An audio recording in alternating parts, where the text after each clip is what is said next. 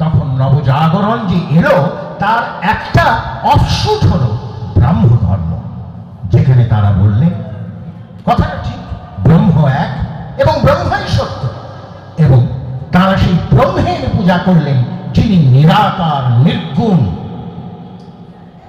কিন্তু রামকৃষ্ণদেব তিনি এসে কি করলেন? ঠিক সেই যুগে তিনি কিন্তু ওই ভবতারিণীর পুজো করলেন। ভবতারিণীর পুজোর মধ্যে তিনি প্রাণ প্রতিষ্ঠা করলেন, অর্থাৎ নিজের জাগ্রত প্রাণকে তিনি প্রতিষ্ঠা করলেন। এটা হচ্ছে ওই যুব সমস্যাটা কোথায় এবং তার সমাধানটা কোথায়?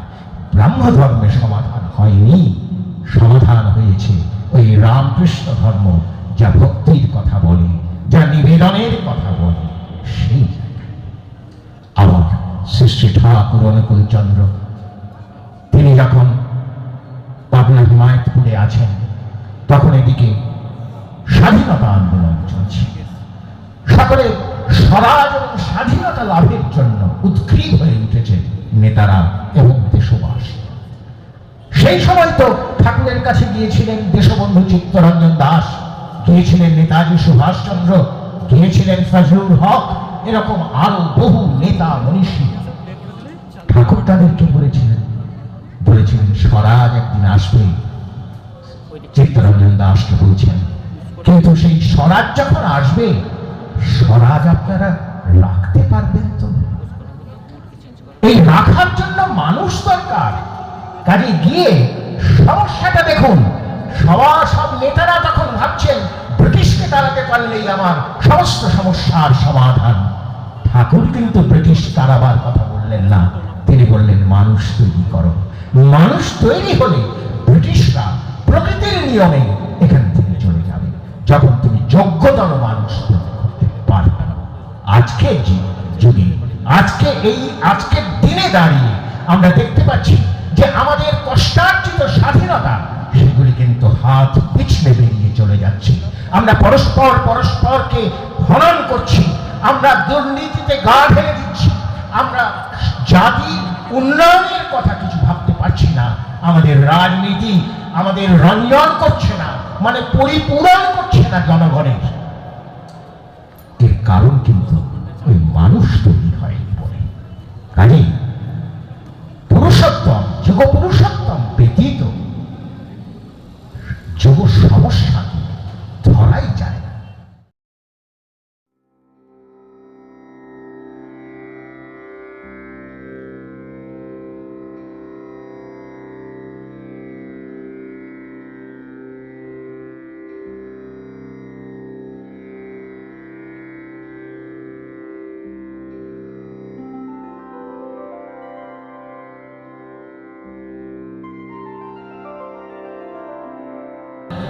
ঠাকুরের জীবনীকার আমাদের সর্বজন শ্রদ্ধেয় ব্রজগোপাল দত্ত রায়, তাঁর পুত্র ডক্টর ব্রজেশগোপাল দত্ত রায়, যিনি সেই জীবনী সম্পাদনা করেছেন, তাঁরই ছেলে সুযোগ্য পুত্র ঠাকুরের ঋত্বিক পাঞ্জা বহন করছেন শ্রী প্রীতি গোপাল দত্ত রায় আপনাদের সামনে প্রেমময় প্রেম কথা পরিবেশন করবেন।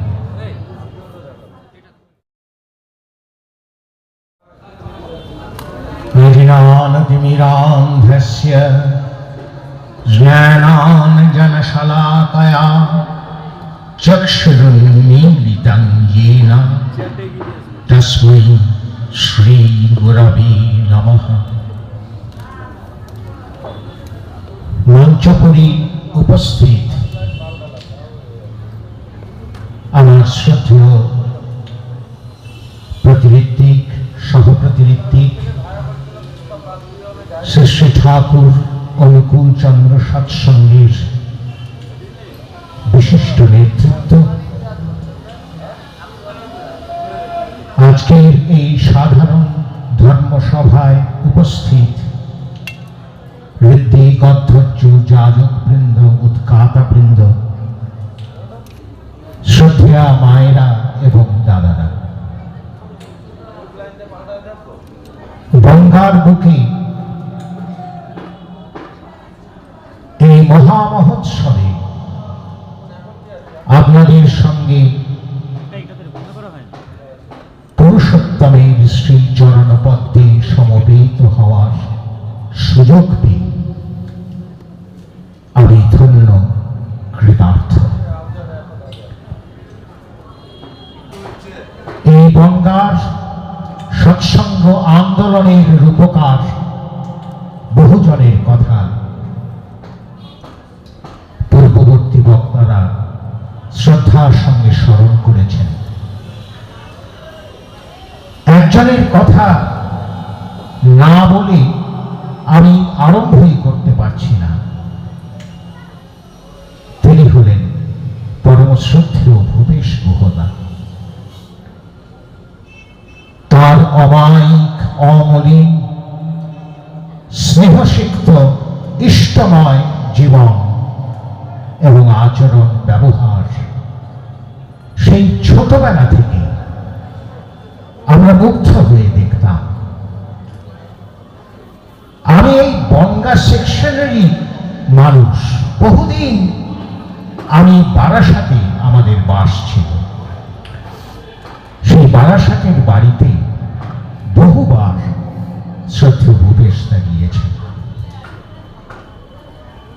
এবং এই বনগাঁ এবং তৎ যে সন্নিহিত যে অঞ্চল, সেই অঞ্চলগুলিতে শ্রী শ্রী ঠাকুরকে প্রচার করা, তার নাম চতুর্দিকে ছড়িয়ে দেওয়া এবং তার আদর্শ ঘরে ঘরে পৌঁছিয়ে দেওয়া, এই কাজে একজন অগ্রণী সৈনিক সেনাপতি শ্রদ্ধেয় ভূপেশ দাকে আমার প্রণাম জানাই। আজকের আলোচ্য বিষয়ের উপর এতক্ষণ ধরে আমার পূর্ববর্তী বক্তাগণ এবং সভার শুভারম্ভ ঘোষণার পূর্ণ মুহূর্তে শ্রদ্ধেয় সম্পদ নারায়ণ দাস উদ্বোধনী ভাষণ, এগুলির পরে আর বহু কিছু বলার বোধহয় অপেক্ষা রাখে না। যুব সমস্যা সমাধানে শ্রী শ্রী ঠাকুরের অপরিহার্যতা বা শ্রী শ্রী ঠাকুরের আদর্শের অপরিহার্যতা কোথায় কোথায়, সেগুলি খুব সুন্দর তার খুঁটিনাটি ধরে ধরে শ্রদ্ধেয় তপনদা এবং শ্রদ্ধেয় তাপসদা দুইজনে আমাদের সামনে উপস্থিত করেছেন, আমাদের স্মরণ করিয়ে দিয়েছেন। আমি সংক্ষেপে একটা কথা একটু আপনাদের সামনে রাখতে চাই। সেটা হল যুগ সমস্যাকে আমরা চিনতেই পারি না যুগ পুরুষোত্তমকে না ধরলে। আমাদের জীবন সমস্যায় ভরা। ব্যক্তি জীবনের সমস্যা আছে, পরিবার জীবনের সমস্যা আছে, আমাদের পাড়ায় পাড়ায় যে পাড়ার যে একটা সমষ্টি জীবন, তাতেও সমস্যা থাকে, সমাজে থাকে, রাষ্ট্রে থাকে এবং বিশ্বেও থাকে, সর্বত্র সমস্যা। আমাদের পরিবারের সমস্যা হলে হয়তো আমরা আমাদের মা বাবার কাছে যাই, সমাধান কোন পথে সেটা খুঁজে দেখতে চাই। পাড়ায় হয়তো পাড়ার যিনি নেতা বা হিরো, তার কাছে সকলে যায় যে হ্যাঁ রে, এই তো অবস্থা আমাদের এইরকম, কিভাবে এটার থেকে আমরা উদ্ধার পাব। আবার সমাজে মোড়লের কাছে মানুষেরা যায়। ঠিক তেমনি এই যে রাষ্ট্র, ভারত রাষ্ট্র, তার সমস্যা, সেগুলি যখন আসে তখন আমরা আদালতে যাই, আদালত তার বিচার করে একটা সমস্যার সমাধান তারা বাতলে দেন। এইভাবে যখন বিশ্বে যাই তখন খুব মুশকিল হয়ে যায়। তবে হ্যাঁ, মানুষ তো, মানুষ চায়, মানুষ সবসময় সচেষ্ট যে কি করে সমস্যার সমাধান করে তার জীবনটাকে সুন্দর করে তুলবে। এই চেষ্টা তার আছে। সেই জন্যই সে ওই ইউএনও, বিশ্ব রাষ্ট্র সংঘ ইত্যাদির মতো বিভিন্ন প্ল্যাটফর্ম, মঞ্চ তারা তৈরি করেছে। তাদের কাছে দেশগুলি যায় এবং গিয়ে সমাধান খোঁজে। এগুলি তো একরকম বোঝা গেল। সমস্যার সমাধান কখনো হয়, কখনো হয় না, আবার কখনো ওই সময়ে সময়ে হয়, দূরবর্তী সময়ে গিয়ে ওই সমাধানটাই আবার সমস্যার কারণ হয়ে দাঁড়ায়। এইভাবে চলতে থাকে।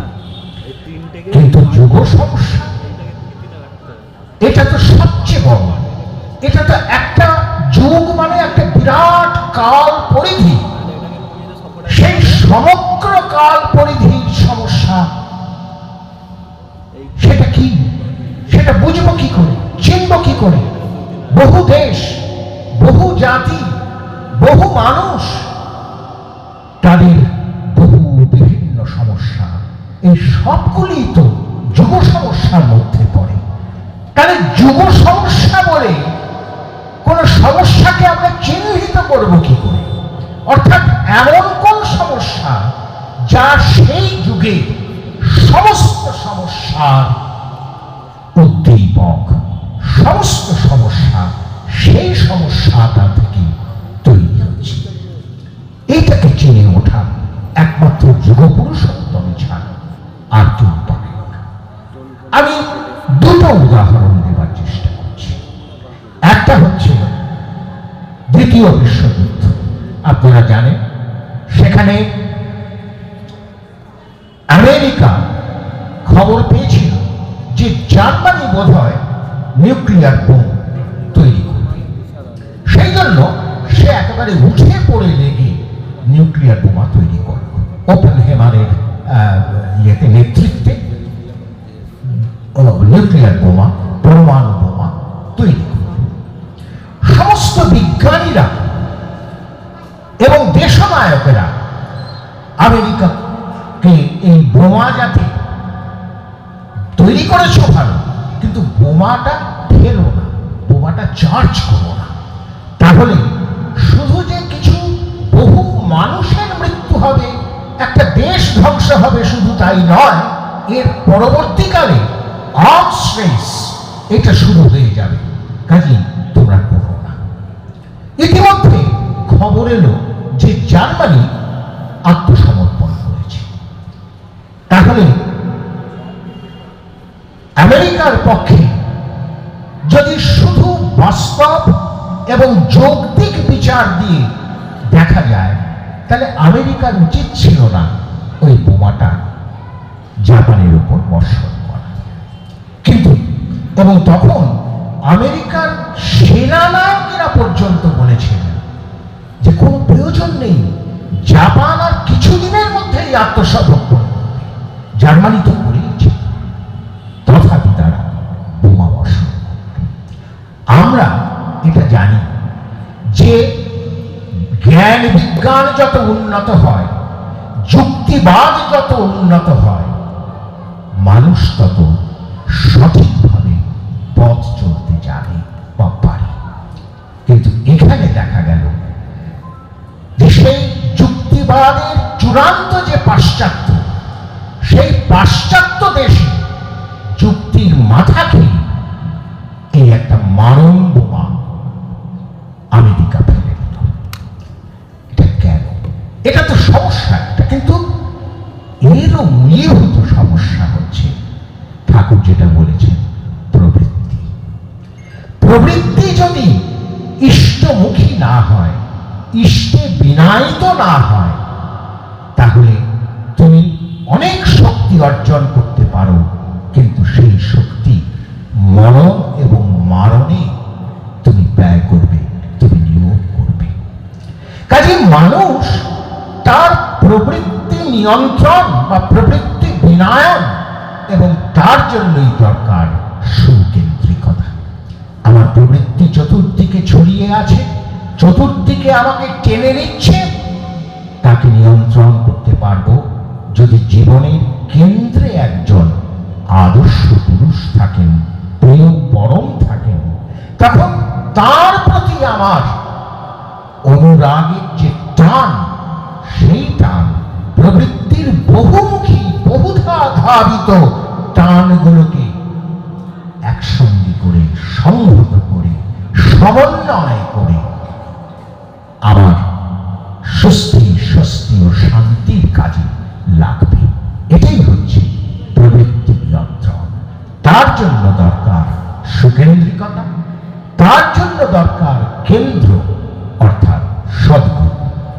তাহলে এই যে যুগের যে সমস্যা, সেটা কিন্তু শুধু বোমা ফেলা নয়। এই বোমা আরো পড়বে যতদিন প্রবৃত্তি বিনায়িত না হবে। শ্রী শ্রী ঠাকুর এই জন্য এই যুব সমস্যাটাকে চিনিয়ে আমাদের যে প্রেসক্রিপশনটা দিলেন, সেটা হচ্ছে ওই ইষ্টকেন্দ্রিক হওয়া, যার দ্বারা আমাদের প্রবৃত্তি বিনায়ক হতে পারে। আরেকটা উদাহরণ দেখুন, ঊনবিংশ শতকে এই বাংলায় একটা স্বর্ণ যুগ, আমরা বলি রেনেসাঁ বা নবজাগরণ হয়েছে। বহু মনীষী ব্যক্তিকে আমরা পেয়েছিলাম সেই সময়। কিন্তু তখন বাংলার কি অবস্থা? বাংলার অবস্থা হচ্ছে একদিকে পাশ্চাত্যের ভোগবাদ এবং বস্তুতান্ত্রিকতা এসে চাপতে ধরছে, আরেকদিকে আমাদের ধর্ম সম্পর্কে যে বিপন্নতা এবং বিকেন্দ্রিকতা, তার ফলে আমরা বহু দেব দেবী তাদের পুজো নিয়ে ব্যস্ত আছি। আমাদের যে শাস্ত্র সম্পদ, সেই শাস্ত্র আমাদের শুধুমাত্র আমাদের শাসনের দ্বারা আমাদের জীবনকে, অস্তিত্বকে ত্রাণ আর করছে না, আমাদের বরং পরস্পর যুদ্ধে লিপ্ত করিয়ে দিচ্ছে, তর্কে লিপ্ত করিয়ে দিচ্ছে। তর্ক চূড়ামণি এদের সংখ্যাধিক্য হচ্ছে। এই যখন একটা ব্যালেন অবস্থা, উৎসর অবস্থা, তখন নবজাগরণ যে এলো, তার একটা অফশুট হলো ব্রাহ্ম ধর্ম, যেখানে তারা বললেন কথাটা ঠিক, ব্রহ্ম এক এবং ব্রহ্মই সত্য, এবং তারা সেই ব্রহ্মের পূজা করলেন যিনি নিরাকার নির্গুণ। কিন্তু রামকৃষ্ণদেব তিনি এসে কি করলেন? ঠিক সেই যুগে তিনি কিন্তু ওই ভবতারিণীর পুজো করলেন। ভবতারিণীর পুজোর মধ্যে তিনি প্রাণ প্রতিষ্ঠা করলেন, অর্থাৎ নিজের জাগ্রত প্রাণকে তিনি প্রতিষ্ঠা করলেন।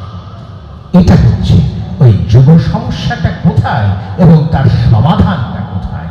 ব্রাহ্ম ধর্মের সমাধান হয়নি, সমাধান হয়েছে ওই রামকৃষ্ণ ধর্ম, যা ভক্তির কথা বলে, যা নিবেদনের কথা বলে, সেই জায়গায়। আমার শ্রী শ্রী ঠাকুর অনুকূলচন্দ্র তিনি যখন পাবনা হিমায়তপুরে আছেন, তখন এদিকে স্বাধীনতা আন্দোলন চলছে। সকলে স্বরাজ এবং স্বাধীনতা লাভের জন্য উদ্গ্রীব হয়ে উঠেছেন নেতারা এবং দেশবাসী। সেই সময় তো ঠাকুরের কাছে গিয়েছিলেন দেশবন্ধু চিত্তরঞ্জন দাস, গিয়েছিলেন নেতাজি সুভাষচন্দ্র, গিয়েছিলেন ফজলুল হক, এরকম আরো বহু নেতা মনীষী। ঠাকুর তাদেরকে বলেছিলেন স্বরাজ একদিন আসবে। চিত্তরঞ্জন দাসকে বলছেন, কিন্তু সেই স্বরাজ যখন আসবে, স্বরাজ আপনারা রাখতে পারবেন তো? এই রাখার জন্য মানুষ দরকার। কাজে গিয়ে সমস্যাটা দেখুন। সব নেতারা তখন ভাবছেন ব্রিটিশকে তাড়াতে পারলেই আমার সমস্ত সমস্যার সমাধান। ঠাকুর কিন্তু ব্রিটিশ তাড়াবার কথা বললেন না, তিনি বললেন মানুষ তৈরি করো। মানুষ তৈরি হলে ব্রিটিশরা প্রকৃতির নিয়মে এখান থেকে চলে যাবে, যখন তুমি যোগ্যতর মানুষ তৈরি করতে পারবে। আজকের যুগে, আজকের দিনে দাঁড়িয়ে আমরা দেখতে পাচ্ছি যে আমাদের কষ্টার্জিত স্বাধীনতা, সেগুলি কিন্তু হাত পিছলে বেরিয়ে চলে যাচ্ছে। আমরা পরস্পরকে হনন করছি, আমরা দুর্নীতিতে গা ঢেলে দিচ্ছি, আমরা জাতির উন্নয়নের কথা কিছু ভাবতে পারছি না। আমাদের রাজনীতি আমাদের রঞ্জন করছে না, মানে পরিপূরণ করছে না জনগণের,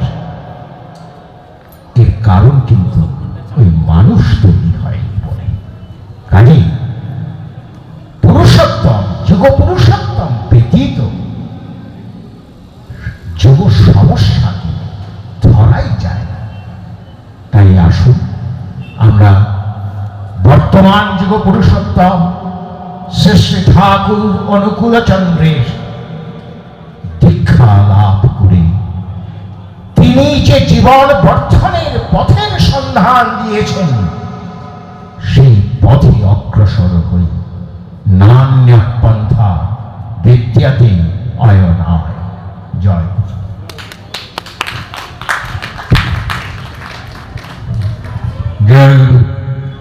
এতক্ষণ শ্রদ্ধেয় প্রীতি গোপাল দত্ত রায় মহোদয় আপনাদের সামনে প্রিয় পরমের কথা প্রাণবন্তভাবে পরিবেশন